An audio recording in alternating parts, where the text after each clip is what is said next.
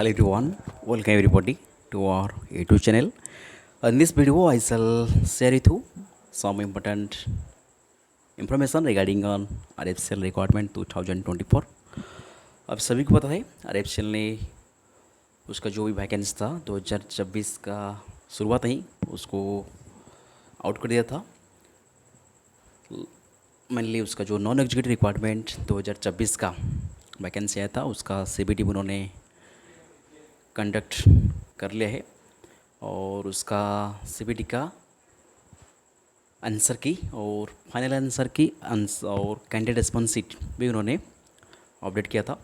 तो मेनली बहुत सारे कैंडिडेट का सवाल था कि उसका जो नेक्स्ट प्रोसीजर क्या रहने वाली है और उसके साथ साथ उसका जो फाइनल रिजल्ट, क्योंकि कुछ पोस्ट के लिए चलिए पहले मैं आपको उसका कैरियर सेक्शन में ले जाता हूँ।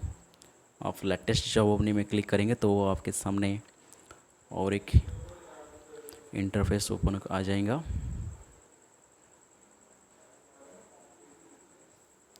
हाँ, बस यहाँ पे आप स्क्रीन में देख सकते हो जो भी उसका अभी रिसेंटली वैकेंसी चल रहा है उसका अपडेट उसका कैरियर सेक्शन में आपको यहाँ पे देखने को मिल जाएगा।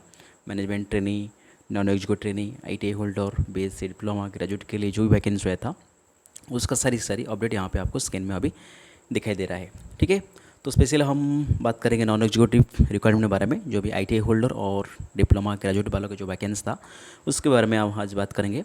तो स्पेशली बहुत सारा बंदे का कैंडिडेट का सवाल था कि नेक्स्ट प्रोसीजर क्या रहने वाली है, फाइनल रिजल्ट कब तक आने वाली है और क्या इस बार वेटिंग लिस्ट, जो भी सिलेक्टेड लिस्ट के बाद जो वेटिंग लिस्ट होता है इस बार वेटिंग लिस्ट हो सकता है या नहीं, और कौन सी पोस्ट के लिए स्किल टेस्ट है और कौन सी पोस्ट के लिए स्किल टेस्ट नहीं, ऐसी सारे के सवाल हम आपके साथ आज शेयर करने वाली है। साथ ही साथ ही ये एक्सपेक्टेड कटअप व सेफ स्कोर क्या रहने वाली है अपकमिंग फाइनल रिजल्ट के लिए, उसको मैं आपके साथ भी शेयर करने वाली हूँ। तो वीडियो के आखिरी तक बन रही है। फर्स्ट ऑफ ऑल चलिए शुरू करते हूँ आपके सामने। यहाँ पे करियर सीखने के सबसे आखिर में आपको दो ऑप्शन देखने को मिल जाएगा। एक आपको non executive requirement worker level 3 and worker level 6 का, और एक ITI होल्डर जो कि वर्कर लेवल 2 का है। ठीक है, देखिए फर्स्ट ऑफ ऑल उसका जो आप क्लिक करेंगे, click for further of detail, उस ऑप्शन आप क्लिक करेंगे तो आपके सामने उसका जो भी इम्पोर्टेंट डेट दिखाई दे रहा है सामने, देख सकते हैं आपने जो भी रिक्वायरमेंट आउट हुआ था, CBT कंडक्ट कब हुआ था, उसका रिजल्ट उसका जो आंसर की कब हुआ था और फाइनल आंसर की रिस्पॉन्स शीट कब रिलीज हुआ था, सारी की सारी डेट यहाँ पे मेंशन है। उसके साथ साथ जो भी ITI वालों के लिए उसका स्किल टेस्ट होना अभी बाकी है, उसका भी डेट अनाउंस होना अभी भी बाकी है। तो उस साइड एक बात ध्यान दीजिए, सिर्फ और सिर्फ ITI वालों को यहाँ पे स्किल टेस्ट होगा और डिप्लोमा और BSc वालों का स्किल टेस्ट नहीं होगा। तो आप यहाँ पे डिप्लोमा और ग्रेजुएट वालों को जो भी वैकेंसी आया था उसमें भी अभी अपडेट है कि आपका स्कोर कार्ड और फाइनल आंसर की कैंडिडेट रिस्पॉन्स शीट अभी भी देख सकते हो, 15 तारीख तक आप देख सकते हो। उसका देखिए आपने यहाँ पे कोई भी स्किल टेस्ट नहीं होने वाली है, तो आपको डायरेक्टली यहाँ पे आपका रिजल्ट देखने को मिल जाएगा। ठीक है, तो बात करेंगे तो रिजल्ट कब तक आ सकता है, फाइनल रिजल्ट कब रिलीज होगा। देखिए तो जो भी ITI होल्डर और डिप्लोमा और BSc और ग्रेजुएट वालों का जो वैकेंसी नॉन एग्जीक्यूटिव रिक्वायरमेंट है अभी वर्कर लेवल एंड 6 का है, तो मान के चलिए मई एंड तक आपका लगभग मई महीने का अंदर ही आपको आपकी रिजल्ट देखने को मिल जाएगा। चाहे हो ITI वाला का हो, चाहे हो तो BSc और डिप्लोमा और ग्रेजुएट वालों के लिए जो भी वैकेंसी है उसके सारी की सारी वैकेंसी का रिजल्ट, क्योंकि डिप्लोमा और ग्रेजुएट वाला का कोई भी स्किल टेस्ट नहीं होगा, सिर्फ और सिर्फ उसका फाइनल रिजल्ट आना बाकी है। तो यहाँ पे देख सकते हो उसका जो last update worker level 3 and 6 का है वो 21/4 दिखा रहा है, जो कि उसका CBT कंडक्ट डेट था। तो उसी हिसाब देख चलिए, मान के चलिए तो एक महीने के बाद लगभग आपको 21 मई 2024 तक, उस डेट के मान के चलिए 21 मई तक आपका रिजल्ट शायद देखने को मिल जाएगा और फाइनल रिजल्ट आएगा, क्योंकि उन्होंने आपके स्कोर कार्ड और फाइनल आंसर की कैंडिडेट रिस्पॉन्स शीट सारी की सारी उन्होंने रिलीज़ कर दिया है। तो इस तरीके से ITI वालों के लिए बात करिए तो उसका भी जो भी फाइनल रिजल्ट आना है तो लगभग मई के एंड तक, महीने में ही आपका महीने ही आपका रिजल्ट देखने को मिल जाएगा। उसके बाद आपका स्किल टेस्ट होगा लगभग जून या जून महीने बा जून एंड तक बा जुलाई अंदर ही आपका स्किल टेस्ट का डेट भी आ जाएगा व स्किल टेस्ट भी कंप्लीट हो जाएगा। उसके बाद आपका फाइनल रिजल्ट जुलाई तक आपको देखने को मिलेगा।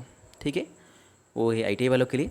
उसके बाद हम देखेंगे तो जो भी आपको मैं अभी बता रहा था डिप्लोमा और ग्रेजुएट वालों के जो वैकेंसी था वर्कर लेवल C3 एंड 6 का, उसका स्किल टेस्ट नहीं होगा। कोई भी पोस्ट के लिए स्किल टेस्ट नहीं होगा, सिर्फ और सिर्फ आपका फाइनल रिजल्ट रिलीज होगा बा डिक्लेयर हो जाएगा। तो मान के चलिए इस महीने आपका जो मई एंड तक मई 21 से लेकर 25 तक आपका फाइनल रिजल्ट देखने को मिलेगा। तो उसके बाद हम बात करेंगे क्या इस बार वेटिंग लिस्ट आएगा या नहीं आएगा। देखिए पिछले साल रिक्वायरमेंट की बात करिए बा जो भी उसका प्रीवियस रिक्वायरमेंट था आरएफसीएल का, उसमें कोई भी उन्होंने वेटिंग लिस्ट बा कैंडिडेट को वेटिंग में नहीं रखा था बा वेटिंग लिस्ट नहीं निकलते हैं। किंतु इस बार उन्होंने शायद ज़्यादा चांस है कि आपका वेटिंग लिस्ट भी आ सकता है। आपका कुछ बंदे को उन्होंने भी वेटिंग पैनल लिस्ट में भी रख सकते हो, जो कि बंदा भी बीच में छोड़ कर जाएगा, उसके अलावा रिप्लेसमेंट में उन्होंने पैनल लिस्ट में कैंडिडेट बुला सकते हैं। ठीक है, तो ज़्यादा चांस है इस बार आईटीआई वालों के लिए और ग्रेजुएट डिप्लोमा वालों के लिए जो भी वैकेंसी है उस वैकेंसी में आपको वेटिंग लिस्ट देखने को मिल सकता है, मैक्सिमम चांस से मिल सकता है।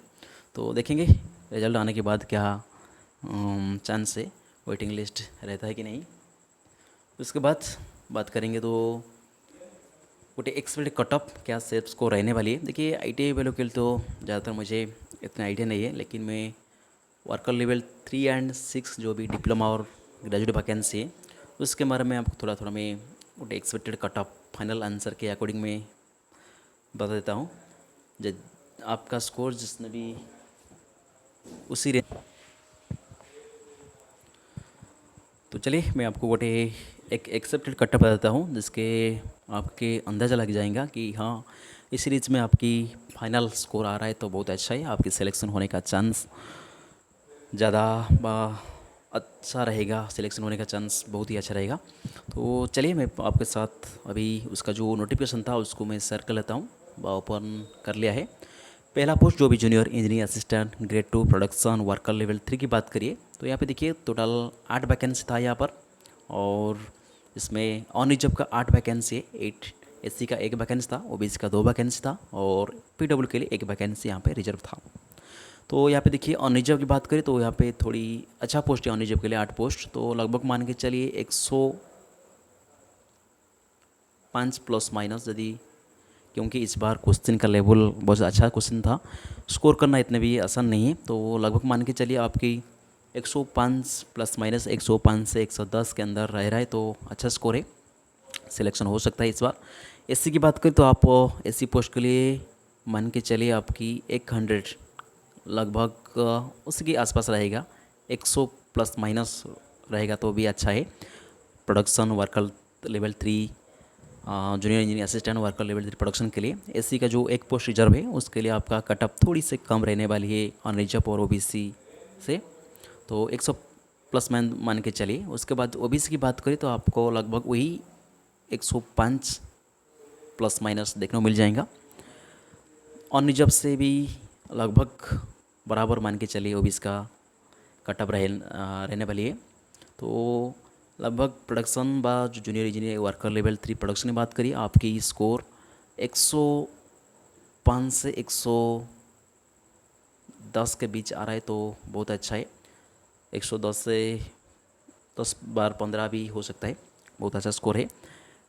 ठीक है, कोई भी एग्जैक्ट कटअप कहना बहुत मुश्किल है क्योंकि पोस्ट बहुत कम है, कैंडिडेट बहुत ज़्यादा अप्लाई किया था इस बार, तो उसी हिसाब देखिए तो आपकी स्कोर 105 से 110 के बीच रह रहा है तो अच्छा स्कोर है junior engineer assistant production worker level 3 के लिए।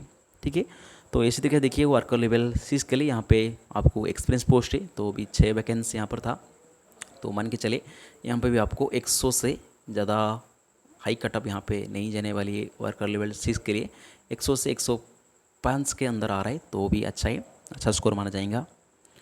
उसके बाद देखिए जूनियर इंजीनियरिंग ग्रेड 3 मैकेनिकल के लिए यहाँ पर भी 3 वैकेंसी था, एक रिजर्वेशन है पीडब्ल्यू के लिए। तो स्लाइटली यहाँ पे आपको हाई कट ऑफ रह सकता है, 115 से 120 के अराउंड यहाँ पे, सॉरी 120 के बीच कट ऑफ रहने वाली है, क्योंकि वैकेंसी बहुत कम है, जो भी पोस्ट के लिए वैकेंसी बहुत ही कम है, तो उसके लिए थोड़ी से ज़्यादा कट ऑफ रहने वाली है। तो उसी रेंज में ये आप मान के चले, उसके अंदर आपकी फाइनल स्कोर व फाइनल मार्क वेरी करता है, तो बहुत ही अच्छा है, आपके सिलेक्शन होने का चांस रहता है यहाँ पर। नहीं तो आपका सिलेक्शन चांस थोड़ी कम होता है यहाँ पर। उसके बाद जूनियर इंजीनियर असिस्टेंट इलेक्ट्रिकल के लिए यहाँ पे एक वैकेंसी है, जो वो रिजर्वेशन एससी के लिए। तो यहाँ पे भी आपको काफ़ी अच्छा कट ऑफ 120 से प्लस मार्क देखने को मिलेगा इलेक्ट्रिकल के लिए। उसके बाद जूनियर इंजीनियर असिस्टेंट इंस्ट्रूमेंटेशन के लिए भी 4 वैकेंसी, तो लगभग मान के चलिए 110 से 120 के अंदर यहाँ पे रहने वाली है आपकी मार्क।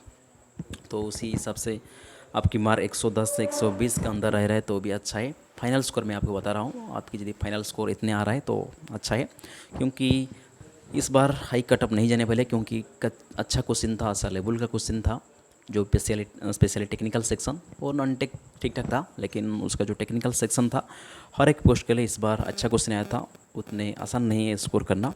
तो फिर भी एक दो बंदे तो अच्छा भी स्कोर कर सकते हैं।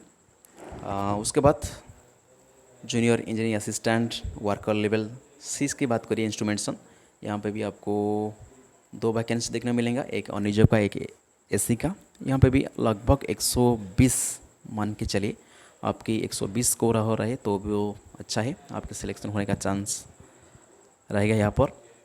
उसके बाद आपने junior engineer assistant chemical lab, यहाँ पे भी 2 वैकेंसी था, 2 पोस्ट है, तो एक अनिजब के लिए एक ओबीसी के लिए।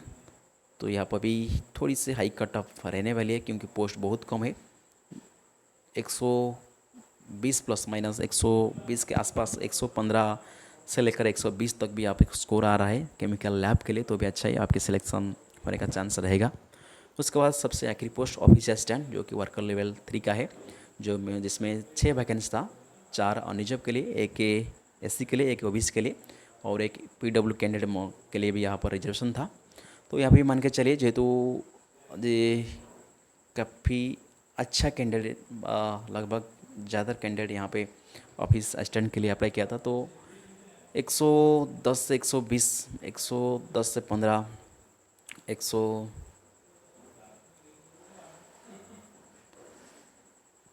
से 120 के अंदर आपकी स्कोर आ रहे, तो आप बहुत अच्छा स्कोर है, सेफ स्कोर है, तो आप सिलेक्शन होने का मैक्सिमम चांस है, तो आप सिलेक्शन हो सकता है आपका इसी स्कोर के अंदर में। ठीक है, तो फिर एक मैं बता देता हूँ, एकदम एग्जैक्ट कटअप एग्जैक्ट मार्क बताना बहुत ही मुश्किल है, क्योंकि कैंडिडेट्स ज़्यादा है और वैकेंसी बहुत कम है, और किसका बंदा का कितना स्कोर है वो भी एग्जैक्ट पता लगाना भी मुश्किल है। कोई कैंडिडेट सही बता रहा है, कोई कैंडिडेट गलत बता रहा है, तो उसी के बेसिस में आप एग्जैक्ट कट ऑफ तो कोई भी नहीं बता सकते आपको। फिर भी आपके मान के चलिए, मैं जो आपको स्कोर बता रहा हूँ, बता दिया जो स्कोर, आप उसी के हिसाब से आप उस स्कोर के आसपास लाई करते हो, उस स्कोर के आसपास स्कोर करते हो, तो आपके लिए अच्छा है सिलेक्शन होने के लिए। प्रोडक्शन के लिए मान के चले सही 110 के आसपास, इंस्ट्रूमेंटेशन के लिए, मैकेनिकल के लिए 110 से 120 के आसपास रहेगा आपका। इलेक्ट्रिकल एक वैकेंसी तो 120 से ज़्यादा जाएगा यहाँ पर। इंस्ट्रूमेंटेशन के लिए आपकी लगभग 120 के आसपास ही रहने वाली है, 110 से 120 के आसपास रहने वाली है इंस्ट्रूमेंटेशन। यहाँ पे भी वर्कर लेवल 6 का वैकेंसी जो है, उसके लिए भी आपको 110 से 120 का आसपास, केमिकल लैब 120 से ऊपर रहेगा, ऑफिस असिस्टेंट के लिए 110 से 120 के अंदर रहेगा, तो भी अच्छा है। तो मान के चले जो भी वैकेंसी, जो भी पोस्ट के लिए 1-2 वैकेंसी है, उसके लिए थोड़ी सी ज़्यादा कटअप रहने वाली है, लगभग 120 से ऊपर रहने वाली है, और जिस पोस्ट के लिए 4-5-6 वैकेंसी और 6 से ज़्यादा वैकेंसी है, उसके लिए 110 से 120 के अंदर आपके वैकेंसी कटअप रहने वाली है। ठीक है, तो एक बार आपकी फाइनल स्कोर भी कमेंट कर दीजिए। लगभग वही है, मैक्सिमम बंदे ने 100 से 110 के अंदर भी स्कोर कर रहे, तो काफ़ी आसान नहीं था इस बार ज़्यादा स्कोर करना। तो इसी हिसाब से देखेंगे तो कट ऑफ शायद इस बार थोड़ा कम रह सकता है। तो देखेंगे फाइनल आंसर के आने के बाद ही, फाइनल रिजल्ट आने के बाद ही आपको पता लगेगा कितने कट ऑफ गया है। तो मेरे हिसाब से एक्सेस स्कोर आपका जो भी 110 से 120 के अंदर है, तो बहुत अच्छा स्कोर है। 100 से 110 के आसपास भी आपका स्कोर वेरी बार लाइक करता है तो भी अच्छा है। आप उसी हिसाब से आपका सिलेक्शन होने का चांस भी रहेगा। ठीक है, so thank you for watching.